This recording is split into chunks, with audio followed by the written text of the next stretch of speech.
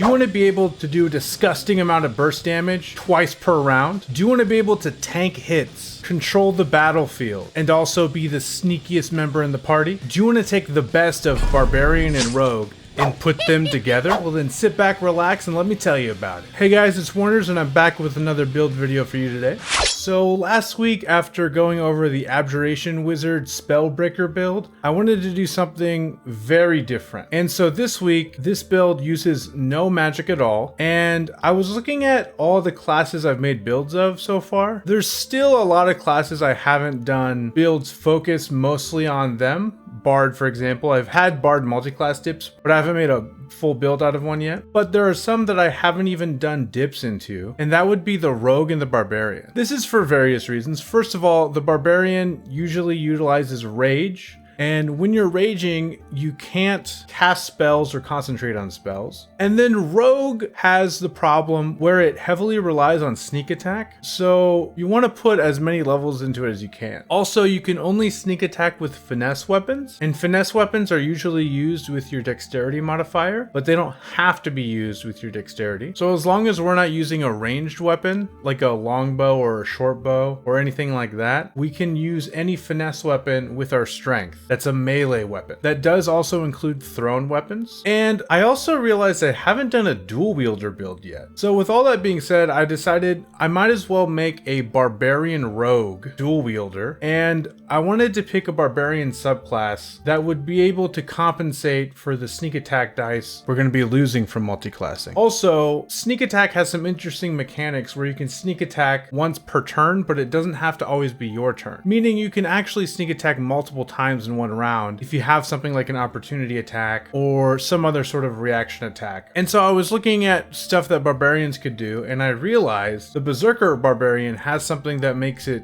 very reliable to get sneak attack a second time every round. And so I started to have some ideas and I started to brainstorm, and I came up with a really cool build that I'm going to share with you now. But first I want to start with the species option. I was looking at the ones available in the 2024 PHB, and there's some really good choices, but I wanted to change it up a bit. And because we're going dual wielder, I wanted a way to sort of compensate for the damage we're not getting because we won't be able to take Great Weapon Master as our feat, especially because rogues and barbarians, neither of them get a fighting style, and I didn't want to multi-class into fighter or anything. I really wanted every level of barbarian and every level of rogue that I am going to be investing in. So I decided to go with the Goblin. Goblin feels a bit redundant when you're a rogue, because goblins can bonus action disengage and bonus action hide, but the thing is, we're actually not gonna be getting a lot of those features from Rogue until way later in the build. So this sort of gives you those things a bit earlier. The reason we are taking Goblin is specifically for the ability Fury of the Small. Fury of the Small says, when you damage a creature with an attack or spell and the creature's size is larger than yours, you can cause the attack or spell to deal extra damage to the creature. The extra damage equals your proficiency bonus. You can use this trait a number of times equal to your proficiency bonus, gaining all expended uses when you finish a long rest. And then this is an important line here, and you can use it no more than once per turn. Okay, so I'm going to explain something about this build that'll become very important throughout the whole build, and it's a little confusing at first if you're not paying attention to every feature, but there are some features that say you can do it once per turn, and there are some features that say you can do it once per your turn. The main difference is once per turn means if you're able to attack on someone else's turn, then you can do it again. On your turn means you can only do it on your turn. Fury of the Small, thankfully, is an ability that you get to do once per any turn. And so what this means is the thing that we're going to get later in the build that makes it so we can reliably get sneak attack twice per round, Fury of the Small will also be able to do that as well. And so later in the build, Fury of the Small will basically be doing the same amount of damage that Great Weapon Master would be doing otherwise. So that's great. As far as the background for this character, you're going to be taking the farmer background. This is mostly because we're going to be in the front lines a lot, and we're going to be taking a lot of hits. More so than most barbarians, we actually want to keep our AC a little lower because we actually want to be hit. With that being said, Farmer gives us the tough feat, which by level 20 will mean we get 40 extra hit points. Essentially, whatever our level is, we get twice that added as hit points. And you're going to be wanting to take a +2 in strength and a +1 in constitution. That being said, our ability scores are strength 17 with that +2 in there, dexterity 15, 15, Constitution 15 with that +1 in there, Intelligence 8, Wisdom 8, and I'm actually going to put Charisma at a 10. This becomes kind of important later, but not super important. As far as equipment, we're going to go with a scimitar and a short sword. We're going to be using those two weapons through most of this build. Honestly, here at early levels, if you want to take a two-handed weapon, you totally can. We no longer have the restriction of heavy weapon attacks being a disadvantage here at lower levels, but by level 4, we're definitely going to want to be switching to our dual-wielded weapons because we're going to get the dual wielder feat. But until then, you could totally use a two-handed weapon if you'd like. Also, because our dex and con aren't too high right now, throughout this build, you might want to use medium armor. It might be a little bit higher using our unarmored defense,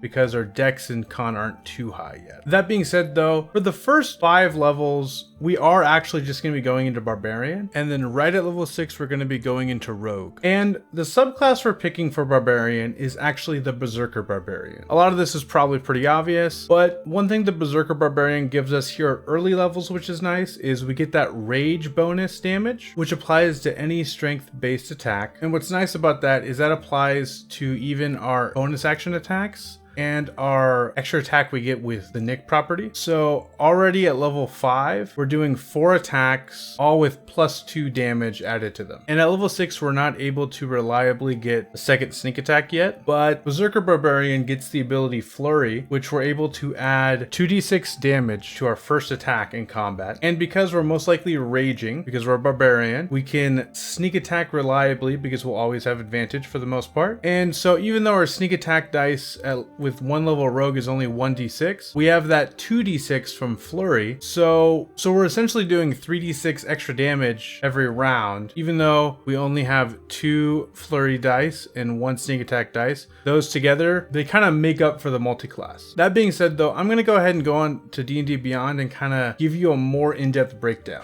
Tonight, if you're watching this video on January 6th, 2025 on Monday at 7:30 CST, YJ and I are going to be streaming Baldur's Gate 3 here on YouTube and also on Twitch. So if you're free tonight, check it out. All right, so as far as core barbarian traits, you could honestly go with anything. I'm gonna go with perception and intimidation. These aren't super important. I just think perception is a really great skill, and intimidation, it's one of the skills you're actually going to be able to use with primal knowledge here at level 3. So it's nice to have these primal knowledge skills on here. If you don't have a tracker in your party, you could go survival. That could be a good choice for you. But then here at level 1, we get rage. Rage makes it so we're resistant to bludgeoning, piercing, and slashing damage, which are the most common damage types. So that's really good. We get our rage damage when you make an attack using strength with either a weapon or an unarmed strike and deal damage to the target. You can gain a bonus to the damage that increases as you gain levels as a barbarian. This applies always anytime we make an attack. Doesn't matter if it's our turn,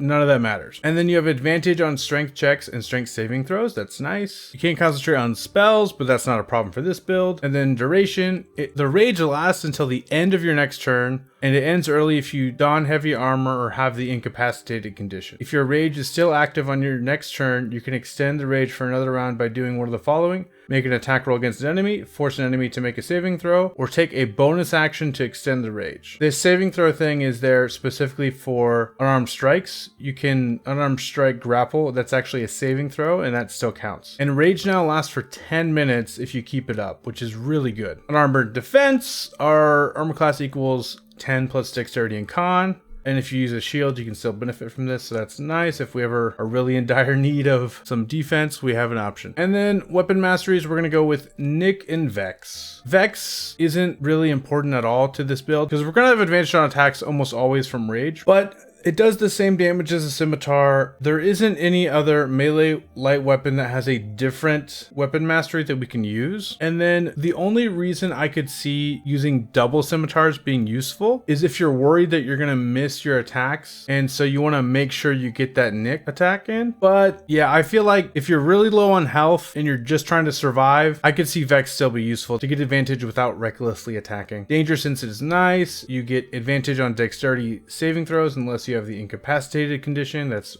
very good. Then a reckless attack. You throw aside all concern for defense to attack with increased ferocity. When you make your first attack roll on your turn, you can decide to attack recklessly. Doing so gives advantage on attack rolls when using strength until the start of your next turn, but attack rolls against you have advantage during that time. So yes, we are going to get hit a lot easier, but that's okay. That's why we pumped up our HP a lot. And then doing so gives you advantage on attack rolls using strength until the start of your next turn. This is new. Reckless attack used to be until the end of your turn. Now it's till the start of your next turn. That means that if you recklessly attack with your action, reckless attack also works on any reaction attacks that you do, which will be very important for this build. And then, like I said, we went with the Berserker subclass. Before I get into the subclass feature that we have at this level, I'm going to go into Primal Knowledge. In addition, while your rage is active, you can channel primal power when you attempt certain tasks. When you make an ability check using one of the following skills, you can make it as a strength check, even if it is normally used as a different ability. We got acrobatics, intimidation, perception, stealth, or survival. What's so great about this is when we're sneaking around as a rogue, and we're going to go into expertise in stealth, we can use our strength. So we're going to be just as stealthy as a maxed out dex rogue as long as we're raging, which is pretty cool. And then frenzy, if you use reckless attack while your rage is active, you deal extra damage to the first target you hit on your turn with the strength based attack. To determine the extra damage, roll a number of d6s equal to your rage damage bonus and add them together. The damage has the same type as the weapon or unarmed strike used for the attack. So unfortunately, this is one of those abilities that adds damage, but it can only be on your turn. So we can do this once per turn and it has to be our turn. This cannot work on our reaction attack, which is odd synergy for their level 10 ability. Maybe they were worried it would be too overpowered, but yeah, you can only use this on your turn. We get more weapon masteries at level 4. I'm going to go with the dagger. This is just in case we want a thrown weapon option, in case we can't quite reach the enemy. It's nice to have daggers in your inventory to just be able to toss them a bit. We're going to have a lot of mobility in this build, so I don't feel like this will be used very often, but it's definitely nice to have in a pinch. And then, like I said, we're going with dual wielder. We're going to increase our strength by 1, and then enhance dual wielding. When you take the attack action on your turn and attack with a weapon that has a light property, you can make 1 extra attack as a bonus action later on the same turn with a different weapon, which must be a melee weapon that lacks the two-handed property. You don't add your ability modifier to the extra attack's damage unless that modifier is negative. And then you can draw or stow 2 weapons that lack the two-handed property when you would normally be able to draw or stow only 1. So that's great. The light property, when we're dual wielding light weapons, makes it so we can make a bonus action attack. And then the nick property that we got from the scimitar makes it so we don't have to use our bonus action for that extra attack. So without this feat, we can make 3 attacks. And then this feat makes it so we can make a 4th attack as well. One thing to keep in mind though, this attack and the attack we get from nick and the light property combined, neither of those 2 extra attacks apply our ability score modifier because we do not have a fighting style, so we didn't get 2-weapon fighting. 2-weapon fighting also wouldn't have added the ability score on this bonus action attack because 2-weapon fighting only adds the ability score modifier to attacks gained with the light weapon property. I hope that makes sense. So if you have 2-weapon fighting, you get to add your ability score modifier to 3 out of 4 of the attacks, but we don't have that, so we get our ability score modifier only added to 2 attacks, but we still get our rage bonus damage to all 4 attacks, so that's nice. And then level 5 we get extra attack. We were trying to get extra attack before we multi-classed it all under rogue. And then fast movement is another thing we get at level 5, and we get our speed increased by 10, which is nice. And then we only have 1 level in here for weapon masteries for the rogue. We kind of don't need any more, but I would take a longbow just to have it. Again, our dex isn't very high, but it's nice to have a long range option if we're really not close enough to enemies. And then honestly, at this point, you can literally pick any weapon you want because this is a strength build. So many weapons are available to us. Like, I love the trident just in general. Again, you can't sneak attack or dual wield or do any of that stuff with the trident, but it could be nice just to have it if you are really needing to topple someone, you know? But literally pick any weapon master you want here. It doesn't really matter. And then we get a core trait. We get a skill proficiency. I'm actually going to go with persuasion. And this is actually important to the build. It'll all make sense later. As far as expertise, I'm going to put it in athletics, but you could put it in anything. Like you could even put it in deception, intimidation, but I'm also going to put one in stealth for sure. Eventually we're going to get expertise in persuasion, but not yet. And then sneak attack, we get to add 1d6. to one creature we hit with an attack roll if we have advantage on the roll. And because we're recklessly attacking all the time, we basically always get sneak attack guaranteed, which is great. All right, now I'm going to do the damage per round for level 6, and I'm going to kind of explain what our rotation is for the first 4 rounds of combat. We do the first 4 rounds of combat and then average the damage out, and then that's the DPR. Luckily, this build is very simple. So you're gonna bonus action rage, run into combat. You have 40 feet of movement, so that's pretty good. You're gonna make 3 attacks with your scimitar and short sword, recklessly attacking. First attack, you can add your sneak attack damage as well as your flurry damage for 3d6. And then you might as well put in your fury of the small damage in, which is +3 at this level. So that first round is 34.1, and then every round after that we do the same thing, but we get our bonus action attack, which we didn't get with our first round of combat, which actually only ups the damage to 37. And then on the last round, we've used up all of our Fury of the Small, so we have a little bit less damage because we don't have Fury of the Small for that 4th round, but that makes our level 6 DPR 35.5. One thing you'll notice with this build is the 4th bonus action attack actually doesn't add that much damage to the build. So whenever you want to do something else with your bonus action, you totally can. And this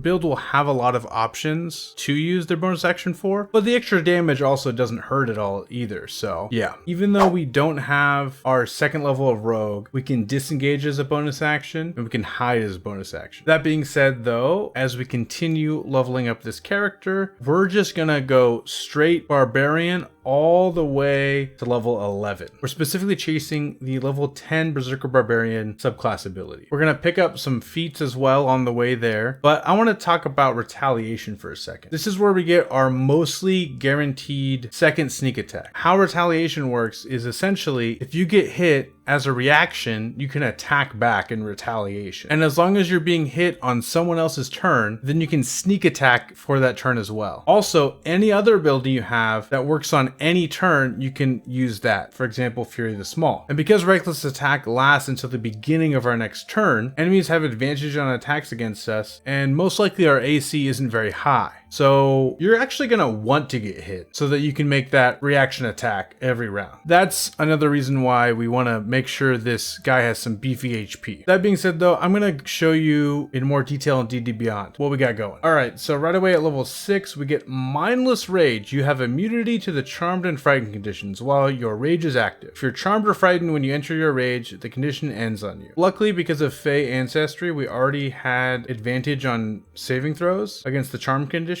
So this is nice that we literally have immunity to being frightened and charmed. This is great. And then Feral Instinct, we have advantage on initiative rolls. That's great. And then we get Instinctive Pounce. As part of the bonus action you take to enter your rage, you can move up to half your speed. So when we rage, our movement speed for that first round is 60 feet of movement, which is amazing, especially because of our next feat we're taking. We're actually going to be taking the Charger feat, and we're going to get +1 into strength. And let me go ahead and read this to you. We have improved dash. When you take the dash action, your speed increases by 10 feet for that action. And then we have charge attack. If you move at least 10 feet in a straight line towards a target immediately before hitting it with a melee attack roll as part of the attack action, choose one of the following effects. Gain a 1d6 bonus to the attack's damage roll, or push the target up to 10 feet away that is no more than one size larger than you. You can use this benefit only once on each of your turns. So this is one of those abilities that only works on your turn, and you can only do it once. So just like the flurry ability, we can only do this in our turn. But with the small requirement of moving at least 10 feet in a straight line towards the target, we get 1d8 bonus to damage, or we can push them 10 feet away, as long as they're no more than one size larger than me. So unfortunately, I can only use the push ability on medium creatures, but we're mostly getting this for the extra damage, so yes. And then we also get our strength up a little bit. But then at level 9, we get Brutal Strike. If you use Reckless Attack, you can forego any advantage on one strength-based attack roll of your choice on your turn. The chosen attack roll mustn't have disadvantage. If the chosen attack roll hits, the target takes an extra 1d10 damage of the same type dealt by the weapon or unarmed strike, and you can cause one Brutal Strike effect of your choice. You have the following effect options. We have Forceful Blow and Hamstring Blow. The target is pushed 15 feet straight away from you. You can then move up to half your speed straight towards the target without provoking opportunity attacks. Or hamstring blow. The target's speed is reduced by 15 feet until the start of your next turn. A target can be affected by only one hamstring blow at a time, the most recent one. All right, so we already got some pretty cool synergy. Let's say, for example, we already got our charge damage in on the first round of combat, and we're in melee range of the enemy we're fighting. We could brutal strike on our first attack. It'll push them 15 feet away, no saving throw, doesn't matter their size. And then even if we don't have movement, as long as we still have speed, like a walking speed, our walking speed hasn't been reduced by anything, we can then move up to half our speed straight towards the target without provoking opportunity attacks. We then can get our extra charge damage in, or if we really wanted to, push them 10 feet farther as long as they're a medium creature. That's pretty cool. And then if we just want to reduce their speed, we have hamstring blow as an option. 15 feet reduction is a pretty chunky reduction in speed,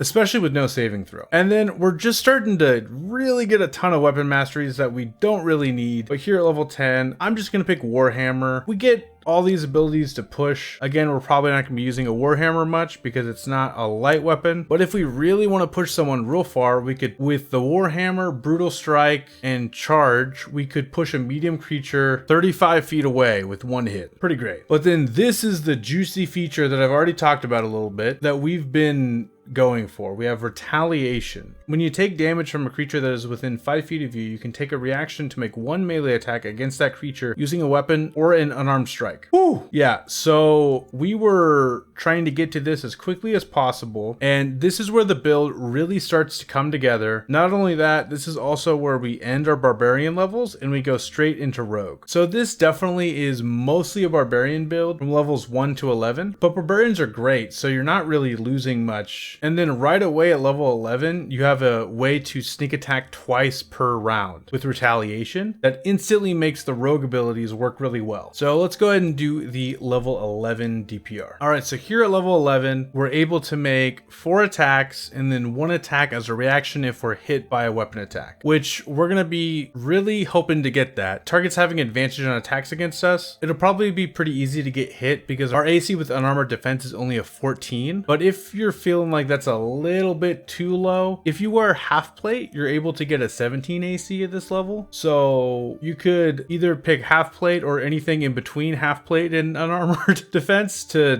decide what AC you want. But with that being said, for this DPR, we're going to assume that we always get our reaction attack every turn. And then I want to remind you of the things that we can only do once per round and the things that we can do twice per round because of the any turn loophole. So Fury the Small and Sneak Attack we can do on any turn, meaning we get to do it twice because of our attacks on our turn and then that one reaction attack. Charger, Flurry, and Brutal Strike can only be done on our turn, and because of that, it won't benefit from retaliation at all. First round of combat, I'll run up to the enemy with a bonus action. Rage will give us 60 feet of movement. As long as I can make it to them, I'll go ahead and do that first attack, and I'll go ahead and pump a Brutal Strike into that. That'll give us our regular weapon damage plus the D8 from Charger and the D10 from Brutal Strike. Make that a hamstring blow to reduce their speed by 15 feet. And then we actually cannot do Sneak Attack for this first hit unless one of our allies is next to us, because Brutal Strike requires us to use Reckless Attack but not benefit from advantage. So we actually can't Sneak Attack until our next attack, but then we'll have advantage back on our next attack, and then we can pump our Sneak Attack. And I forgot to mention also, the Flurry automatically goes to our first attack. So the Flurry damage, the Charger damage, and the Brutal Strike damage will be in that first attack. And then the second attack, we add the Sneak Attack damage. And then we just have 2 more attacks after that. Every other round, you could either decide to run away, take an opportunity attack, and then charge at them. But probably what I would do is every other round, you hit them back, charge at them, hit them with Sneak Attack and Flurry and Brutal. There's so many things that go into these attacks. You do all your things. And because you have 4 attacks, if you miss a couple times, you'll be fine. You'll be able to get that damage in most likely. And with that all being said, here at level 11, the average DPR is 70.8. Your bonus action extra attack only adds an average of 3.5 damage. So again, if you want to bonus action disengage, if you want to bonus action do something else, you definitely can. So here at level 12, this is when we're starting to just go straight into rogue. And honestly, the rogue subclass I end up going with isn't super important to the build. If you want more damage, I would honestly recommend the assassin, but I personally really liked some synergy that going swashbuckler Swashbuckler would give me. I really don't like that Brutal Strike makes it so I can't sneak attack all in one hit. So I wanted a way to get around that. I wanted one attack to do a lot and to feel awesome in the beginning of combat. And Swashbuckler gives us an ability that allows us to sneak attack without advantage. Not only that, you can become a very, very, very effective tank at later levels. But I didn't advertise this as a tank build because it kind of happened on accident when I was building the character. And the main ability that allows tanking doesn't really come into play until way later in this build. I feel like a dual wielding fighter that can take a lot of hits fits really well with the Swashbuckler. That being said though, I'm just going to go straight into the D&D Beyond breakdown so you guys can see everything that I'm talking about. It'll all make more sense. So level 2 we get cunning action. We finally can do bonus action dash. And so yeah, think about this. We don't get bonus action dash until level 12. So it's nice that up until then, because of Goblin, we had disengage and hide already. It kind of makes it not a totally worthless species ability up until now. And then like I said, we're going with the Swashbuckler. The main things we get here at level 3 is we get fancy footwork and rakish audacity. But here's fancy footwork. When you choose this archetype at 3rd level, you learn how to land a strike and then slip away without reprisal. During your turn, if you make a melee attack against a creature, that creature can't make opportunity attacks against you for the rest of your turn. So this is nice. We can basically disengage without having to actually disengage. As long as we hit the target, they can't make opportunity attacks against us for the rest of our turn. This is nice if we want to do the charger thing, but we don't want to use Brutal Strike, or if we've already used Brutal Strike, or if we're switching targets in the middle of combat. You know, there's many reasons. It's great to have this option. Then Rakish Audacity, the first part of the ability doesn't help us at all. It gives us our Charisma modifier added to our initiative rolls, which our Charisma modifier is 0, so it doesn't really help us. But then we also gain an additional way to use your sneak attack. You don't need advantage on the attack roll to use sneak attack against a creature if you are within 5 feet of it. No other creatures are within 5 feet of you, and you don't have disadvantage on the attack roll. All the other rules of sneak attack still apply to you. Okay, so what this means, guys, is as long as the target is alone on the battlefield and there isn't allies around them, we can, on the first attack, run in, Brutal Strike, Charger, Sneak Attack, Flurry, Damage, Fury the Small, all at once in that first attack. So have a big bursty first hit. What's also nice about this is at this level, you're starting to fight spellcasters. So if you're trying to get them to drop concentration on spells, you doing a big bursty attack that does a ton of damage is going to be really helpful. And it's also just fun.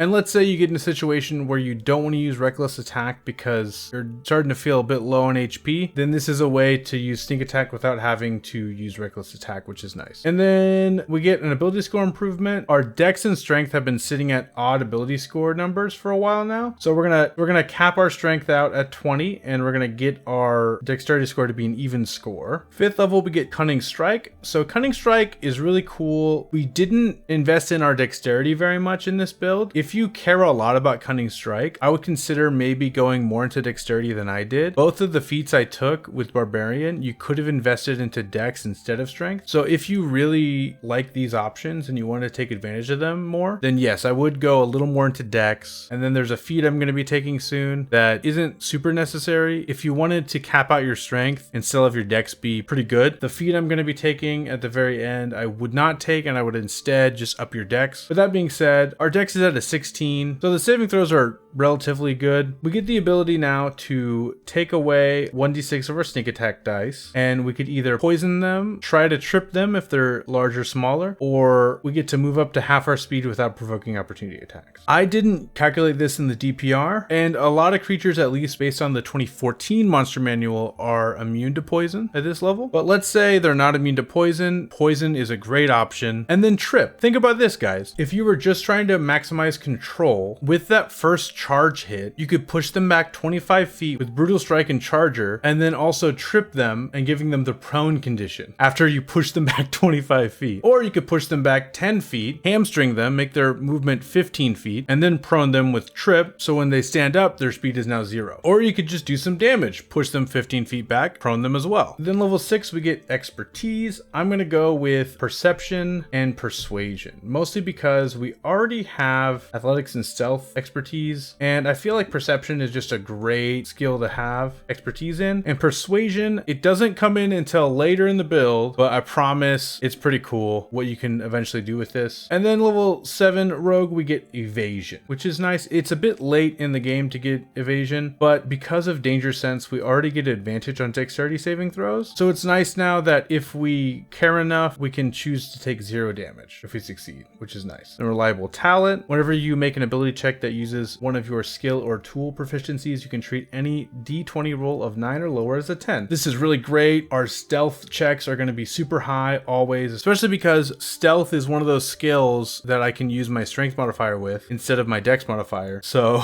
yeah, I am the stealthiest barbarian there could possibly be. This is amazing. Expertise in stealth using my strength modifier for stealth. My strength is maxed out with reliable talent. Amazing. And with that all being said, the level 17 damage report. Guys, I love the first hit we do at the beginning of this combat. We're running in, we have 1d6 as our normal weapon damage. We have 4d6 sneak attack dice. We have 3d6 flurry dice. We have 1d8 from charger. And now, because we're the swashbuckler subclass, when we're using brutal strike, we can also use sneak attack. So that's 8d6 plus 1d10 plus 1d8. Our strength modifier plus our rage damage bonus plus Fury the Small adds 14 damage. So that's 8d6, 1d10, 1d8 plus 14 damage. And then when we do our other 3 hits, we rage, so -1 of those attacks. We then get attacked. We can add our sneak attack, 4d6, plus Fury the Small, plus our normal strength modifier and our rage damage. But for our first round of combat, we have 104.1 DPR. And then for the next 3 rounds of combat, we do the same thing,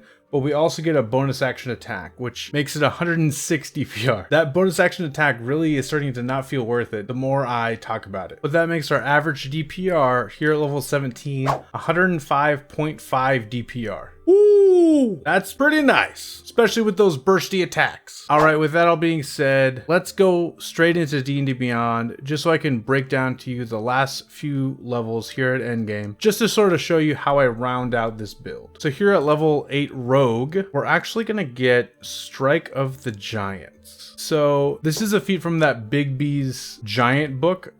The name escapes me right now. You guys know what I mean. One thing that's unfortunate about this feat is since it came out before 2024 Player's Handbook did, it doesn't actually give you any ability score improvement. It's not like a half feat like we used to call them. So it's only going to give you an ability, but I think the abilities here are strong enough that I think it's worth it, especially because these abilities you're able to use once per turn, but not once per your turn, just like Sneak Attack and Fury the Small. So we can do one of these abilities twice per round, which is very nice. Honestly, all of them are good, and I personally would say the highlights are probably Stone Strike, Frost Strike, Hill Strike. Those are probably the best for this build. Storm Strike is kind of cool, but like it makes you more defensive, which isn't super helpful. It gives disadvantage on attack rolls, which isn't super helpful with this build that we actually want to be hit. Fire Strike is just straight damage. You get a plus 1d10 fire damage. And Cloud Strike is a more utility ability where you become invisible, but that's not really helpful for us because we want to be seen, we want to be hit. So I'm actually going to be going with Stone Strike, especially because it deals force damage, and then if the target is a creature, it must succeed on a strength saving throw or be pushed 10 feet from you in a straight line. This also is based off your strength, so our DCs will actually be pretty high. One of the main reasons I'm going with this is we now can push creatures even more,